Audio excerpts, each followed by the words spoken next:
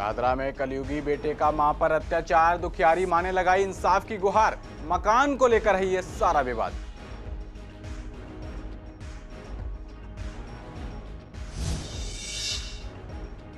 Water supply रुकने पर BJP का दिल्ली सरकार पर जुबानी हमला। बोले ओपी शर्मा, दिल्ली सरकार उपलब्ध कराए पानी, हवाई दावों से नहीं चलेगा काम।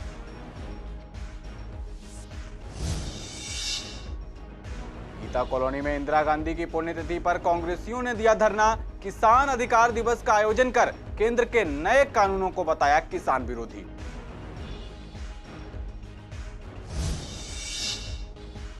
सरकार द्वारा ग्रीन पटाखे ही बेचने के आदेश पर बोले दुकानदार।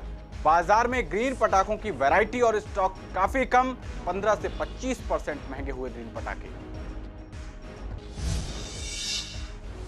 और राजधानी में कोरोना की तीसरी लहर की चर्चा के बीच बोले डॉक्टर, त्योहारी सीजन में ढिलाई पड़ेगी भारी, अभी फिलहाल मास्क की वैक्सीन।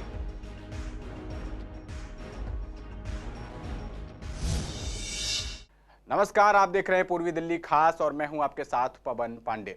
बुलेटिन की शुरुआत करते हैं। पूर्वी दिल्ली के शाहदरा इलाके में एक कलयुगी बेटे द्वारा अपनी मां के साथ अत्याचार करने का मामला सामने आया है।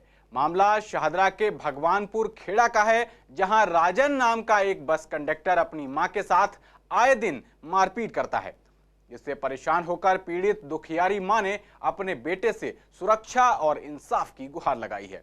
आपको बता दें कि एक मकान को लेकर ये सारा विवाद है। ये मुझे सताता है दारू पी के।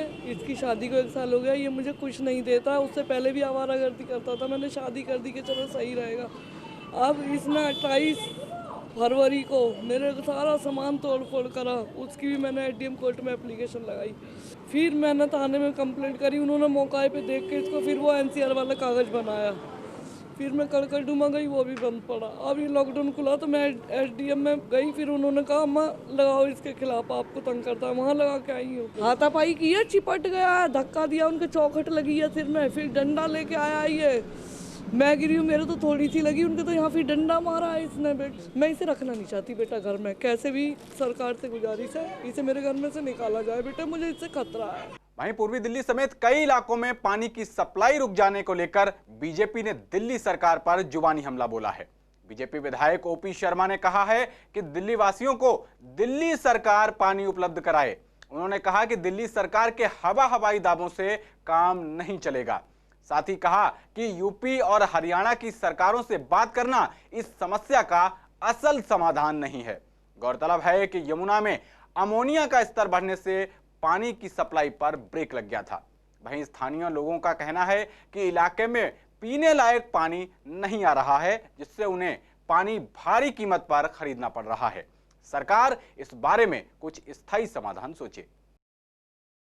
हर थोड़े दिन में ऐसे जो है ना इनके विचार आ जाते हैं दिल्ली सरकार के कि पानी की समस्याएं रहने वाली हैं, पानी गंदा आ रहा है, क्लोरीन की मात्रा ज़्यादा हो गई है।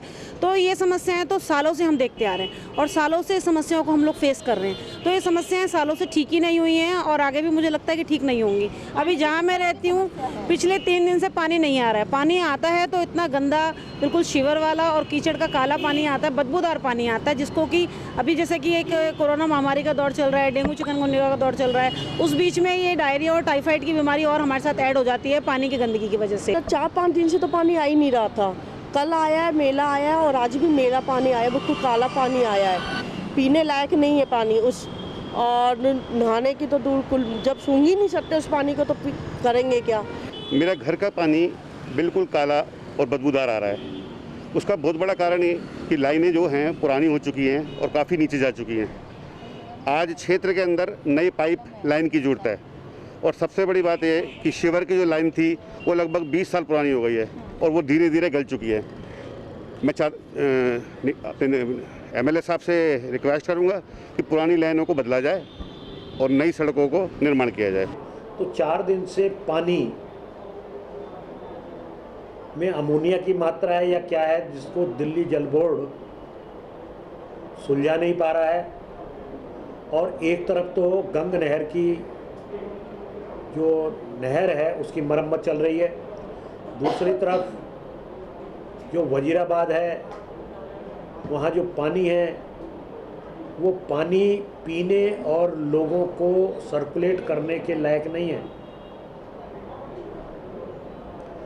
तो पानी के दो ही स्रोत रहे दिल्ली के पास, एक हरियाणा से वजीराबाद वाला, एक उत्तर प्रदेश से गंग नहर वाला। दोनों ही बाधित हो गए। तो मुझे समझ में ये नहीं आता कि ये सुबह से शाम तक झूठ सच बोलने वाली जो सरकार, उल्टे सीधे वायदे करने वाली सरकार, ये लोगों को वायदे परोस रही है, पानी दे लोगों को। पूर्वी दिल्ली की गीता कॉलोनी में एसडीएम ऑफिस के बाहर कांग्रेसियों ने किसान कानूनों के विरोध में धरना दिया। कांग्रेस नेता गुरुचरण सिंह राजू ने इस प्रोटेस्ट की अगुवाई की। इस दौरान कांग्रेसियों ने केंद्र सरकार के नए कानूनों को किसान विरोधी बताया और इंदिरा गांधी की पुण्यतिथि पर इस धरने को किसान अधिकार दिवस के रूप में अपना विरोध जताते हुए मनाया। आपको बता दें कि यह धरना कृष्णानगर जिला कांग्रेस कमेटी की ओर से आयोजित किया गया था। इस दौरान तमाम कांग्रेस नेता और कार्यकर्ता मौजूद रहे। देखिए, ये हम केंद्र तक आवाज़ पहुंचाना चाहते हैं। जो केंद्र की गूंगी बहरी सरकार जो है, किसी बात पे किसी चीज़ को देख नहीं रही है। आज किसान त्राही त्राही कर रहा है, किसान मर रहा है। किसान के पास जो आज आप जो बिल लेकर आए हैं, ये बिल बिल्कुल काला बिल है। इस बिल का हम विरोध करते हैं, बार बार विरोध कर रहे हैं। किसान मर जाएगा, मंडियाँ बंद हो जाएंगी, एमएसपी पे मामला मिलेगा नहीं, लोगों की हालत ख़राब हो जाएगी। इसके ऊपर हम आज बिल्कुल मौन धरना यहाँ पर हमारा यहाँ पर है, जिसके लिए हम यहाँ पर सब लोग एकत्र हुए बैठे हुए हैं। किसानों की आवाज़ हमेशा हमने बुलंद करी है, किसानों के मुद्दे को हमने हमेशा उठाया है, किसानों के लिए हमने हमेशा लड़ाई लड़ी है और किसानों के हक की लड़ाई कांग्रेस ने हमेशा लड़के किसानों को आगे पहुँचाने का काम किया। पूरी दिल्ली के अंदर, सारे जिलों के अंदर आज डीएम ऑफिस के ऊपर ये धरने रखे गए हैं। इसमें हमारी मेन मांग ये है कि जो एक काला कानून किसानों के विरोध में सरकार लेके आई है, उसको वापस ले। आज पूरी दिल्ली में 14 के 14 जिलों में हो रहा है। ये हमारे प्रदेश अध्यक्ष अनिल चौधरी जी के आह्वान पे हो रहा है और ये सेंट्रल गवर्नमेंट को सुनना पड़ेगा, क्योंकि हमेशा कांग्रेस पार्टी गरीबों के साथ रही है, किसानों के साथ रही है। उन्हीं के हित में हमें कोई भी कार्य करने पड़े, चाहे धरने हो, चाहे उससे बढ़कर चल कर भी कुछ काम करना पड़े, तो हमें करना पड़ेगा। इस गूंगी बहरी सरकार को हमने दिखाना है, इन्हें सुनाना है कि भैया गरीबों के साथ, किसानों के साथ इतना अत्याचार ना करें। इसका माध्यम केवल सिर्फ इतना है कि जो देश का अन्नदाता है, पूरे हिंदुस्तान के लोगों को जो रोटी उपलब्ध कराता है, आज इस किसान विरोधी जो बिल पार्लियामेंट के अंदर केंद्र की भाजपा सरकार जो लाई है, इसके बाद से पूरे हिंदुस्तान का किसान अपने आप को बहुत परेशान महसूस कर रहा है। जो न्यूनतम समर्थन मूल्य होता था एमएसपी, इस सरकार ने जो अभी बिल लाई है उसके अंदर उस न्यूनतम समर्थन मूल्य का कोई जिक्र नहीं है। जबकि अगर एमएसपी किसान को सरकार देती है तो कहीं ना कहीं वो अपने आप को सिक्योर महसूस करता है। जो बिल इन्होंने किसान विरोधी बिल लागू किया है, उसे तत्काल प्रभाव से हटाएं और एमएसपी का जो रेट है वो लागू करें और मंडियों को सहायता और दें, मंडियों में सुविधाएं लाएं, जिससे कि किसान अपना माल बेच सके और जो महंगाई की दर है वो कम हो सके। ये तो सीधा सीधा अडानी और अंबानी को खेतों में भेज रहे हैं, वहाँ से माल खरीद के ये मनमाने दामों में बेचने की इनकी वो इच्छा है। सुप्रीम कोर्ट और दिल्ली सरकार द्वारा राजधानी में सिर्फ ग्रीन पटाखों को ही बेचने का आदेश है। इस पर पटाखा विक्रेताओं का कहना है कि बेच तो हम ग्रीन पटाखे ही रहे हैं, लेकिन बाजार में ग्रीन पटाखों की वैरायटी और स्टॉक काफी कम है, जिससे आतिशबाजी का पर्याप्त सामान नहीं मिल पा रहा है। साथ ही पहले के मुकाबले इस बार ग्रीन पटाखे 15 से लेकर 25% तक महंगे हैं। दुकानदारों ने इस फैसले पर प्रतिक्रिया देते हुए कहा कि सरकार को इस ओर भी ध्यान देना चाहिए। गौरतलब है कि दिल्ली सरकार के पर्यावरण मंत्री गोपाल राय ने राजधानी के सभी डीएम को सिर्फ ग्रीन पटाखों की मैन्युफैक्चरिंग और बिक्री के निर्देश दिए थे। ये माननीय गोपाल राय जी ने, पर्यावरण मंत्री जो हमारे हैं, उन्होंने काम तो अच्छा किया है। ये हो सकती होनी भी चाहिए और हो भी रही है, लेकिन उन्होंने कहा है कि ग्रीन पटाखे केवल बेचे जाएं। तो हम ग्रीन ही मंगा रहे हैं, लेकिन उसका स्टॉक बाज़ार में ज़्यादा अवेलेबल नहीं है, ना ही ज़्यादा वैरायटी है। दूसरा, सारे ही कारोबार कोई भी ले लीजिए आप, पटाखे तो बहुत बाद में गिनती आती है, बहुत मंदे हैं, लोगों के पास पैसा नहीं है। तो पटाखे का काम इस बार कुछ काफ़ी हद तक हल्का लग रहा है और हल्का ही जाएगा। कीमत ज़्यादा है, ग्रीन पटाखे की कीमत कम से कम 25% एक्स्ट्रा है पहले वाले पटाखों के मुकाबले में। अनार का डब्बा ये समझ लीजिए कि जो हम 250 का बेचते थे, वो आज हमारी परचेज ही 250 के आसपास पड़ रही है हमें आकर के। तो महंगा बेचते हैं तो कस्टमर बोलता वो पुराना वाला दे दो, पुराना माल हमारे पास है नहीं, तो उसी को कोशिश कर रहे हैं कि 300 साढ़े 300 का बेच दें। ग्रीन पटाखों में कुछ ही आइटमें आ रही हैं और बाकी स्टॉक अभी कम आ रहे हैं, क्योंकि अभी कंपनियों को पूरा टाइम मिल नहीं पाया कोरोना की वजह से, और गवर्नमेंट का मतलब जो गाइडलाइन आई वो लेट आई, तो आइटमें कमी आ रही है। पुराने मुटाखों के मुकाबले इनकी लगभग 15 से 25% रेट ज़्यादा है। लगभग जो चीज़ 200 की थी वो 250 की हो गई है। फ़र्क तो पड़ रहा है कि लोगों का बजट इस साल बिगड़ा हुआ है, तो सेल तो कमी है, हमारी लोगों की परचेसिंग कम है। दिल्ली में कोरोना वायरस की तीसरी लहर की चर्चा के बीच हमने राजीव गांधी हॉस्पिटल के डॉक्टरों से खास बातचीत की है।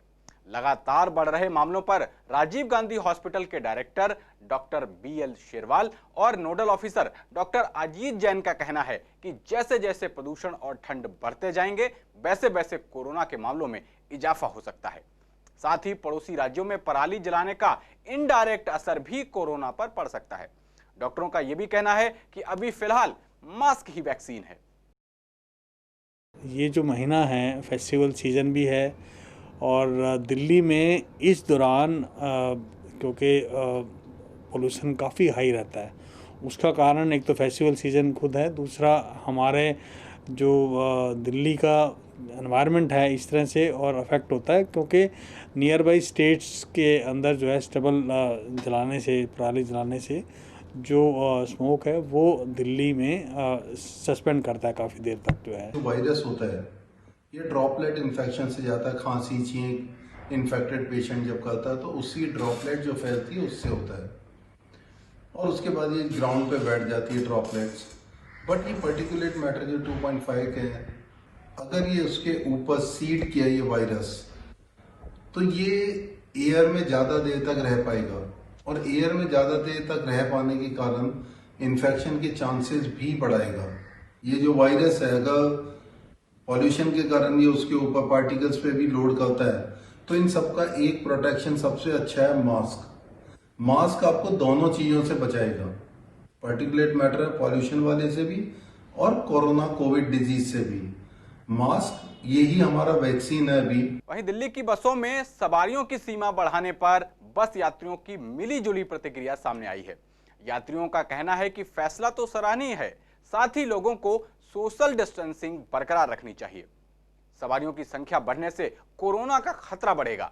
वहीं कुछ यात्रियों का यह भी कहना है कि इस फैसले से अब लोगों को बस का इंतजार नहीं करना पड़ेगा और कहीं भी जाने के लिए लेट नहीं होना पड़ेगा।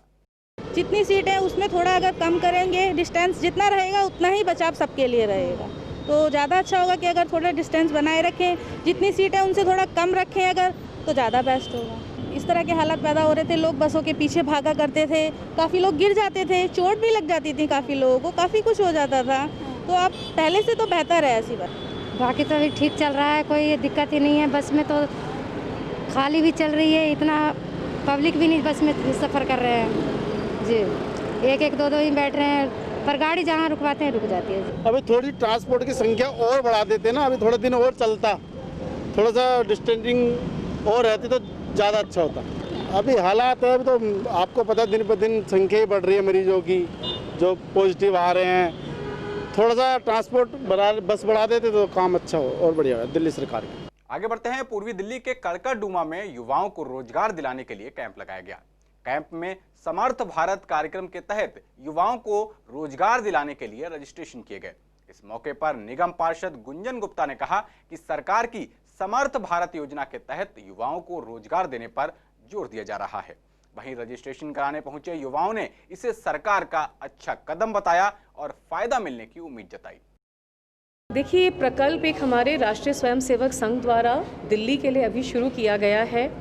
पर्पज़ ये है कि वैश्विक महामारी के चलते कई ऐसे युवा हैं जिनकी नौकरी चली गई, कई ऐसे बच्चे थे जो 12वीं दे कर के अब घर पर बैठे हैं, आगे क्या करना है, कैसे जाना है, समझ नहीं पा रहे हैं, इंस्टीट्यूशन सब बंद हैं, गाइडेंस नहीं मिल पा रही है। वहाँ पर हमारे परिवार ने, संघ परिवार ने ये सोचा कि कैसे इन बच्चों को एक डायरेक्शन दी जाए, जो एक गैप आ गया है उस गैप को फिल किया जाए।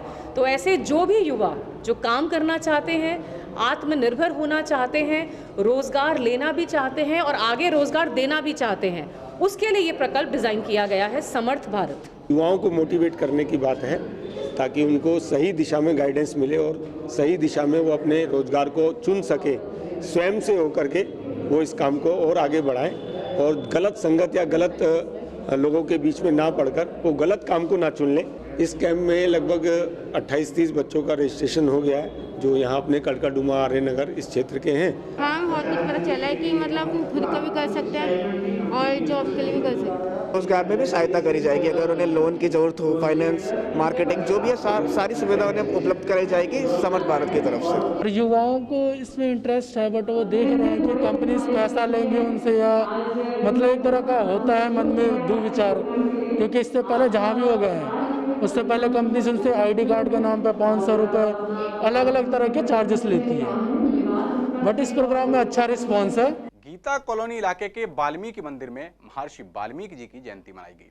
इस अवसर पर परोपकार चैरिटेबल ट्रस्ट और CCN न्यूज़पेपर के संस्थापक और प्रधान संपादक अश्विनी चौहान द्वारा भंडारे का आयोजन किया गया। इस दौरान कोरोना महामारी से बचाव को देखते हुए कार्यक्रम में सोशल डिस्टेंसिंग का पालन किया गया और महर्षि वाल्मीकि जी को याद किया गया। वहीं कार्यक्रम में आम आदमी पार्टी के विधायक SK बग्गा भी मौजूद रहे। देखिए, आज महर्षि वाल्मीकि जयंती है। आपके चैनल के माध्यम से सबको मैं बधाई देना चाहूँगा कि वो महर्षि वाल्मीकि जिन्होंने रामायण की रचना की। राम जी पैदा बाद में हुए हैं लेकिन उन्होंने रामायण पहले लिख दी। पूरी रामायण के हिसाब से लोगों को उन्होंने ज्ञान दिया। रामलीलाएँ भी हुई कई जगह पर और अभी मंदिरों में अब लंगर भी चल रहा है। आज अभी एक जगह लंगर से मैं होकर आया हूँ, तो सभी को बधाई देता हूँ मैं कि महर्षि वाल्मीकि के जीवन में जो उन्होंने बताया सबको, उस पर उनके आदेश का पालन करें और अपने जीवन को समर्थ बनाएं अपने जीवन को। महर्षि वाल्मीकि तो हमारे भगवान हैं। इनकी जयंती पर जब अश्विन माह के महीने में पूर्णिमा वाले दिन मनाई जाती है, जो बड़े हर्षोल्लास से पूरे देश में मनाई जाती है। हिंदुओं का बहुत अच्छा त्यौहार है जिसमें कि सभी मंदिरों में भगवान राम की पूजा की जाती है और सभी लोग मिलकर उस दिन आपस में मिलजुल कर भंडारे का आयोजन भी करते हैं। इस जगह पर परोपकार चैरिटेबल की तरफ से भंडारे का आयोजन किया गया। मैं सभी क्षेत्रवासियों को सबसे पहले तो वाल्मीकि जयंती की बहुत बहुत मुबारकबाद देना चाहता हूं और इसमें चाहता हूं कि जब जहां भी भंडारे का आयोजन किया जाए, क्योंकि पूरे देश में भंडारे का आयोजन किया जाता है, कि इसमें सोशल डिस्टेंसिंग का पालन किया जाए। आज का दिन हमारे लिए बहुत महत्वपूर्ण है। ये हमारे गुरु का जन्म उत्सव है। हम इसे बड़े ही हर्षोल्लास के साथ मनाते हैं। जैसे कि आप देख रहे हैं कोरोना चल रहा है इस टाइम, हम कोरोना का पूरा ध्यान रखकर सब कुछ त्यौहार मनाएंगे अपना। सभी देशवासियों को पता होगा कि रामायण के रचयिता महर्षि वाल्मीकि जिन्होंने रामायण की रचना की, उनका आज प्रकाश उत्सव मनाया जा रहा है बड़े ही हर्षोल्लास के साथ। और मैं हार्दिक धन्यवाद देता हूं श्री अश्विनी चौहान जी जिन्होंने और श्री टीटू भाई जिन्होंने इस भंडारे का आयोजन हमारे इस प्रांगण में कराया है। और हम सोशल डिस्टेंस का महत्वपूर्ण ध्यान रखते हुए यह सभी लोगों से आग्रह कर रहे हैं वह मास्क व सैनिटाइज़र का यूज़ करें ताकि कोरोना के इस महामारी के चलते किसी को भी किसी प्रकार की हानि ना पहुंचे। इस बुलेटिन में फिलहाल के लिए इतना ही। बाकी खबरों के लिए देखते रहिए CCN। नमस्कार।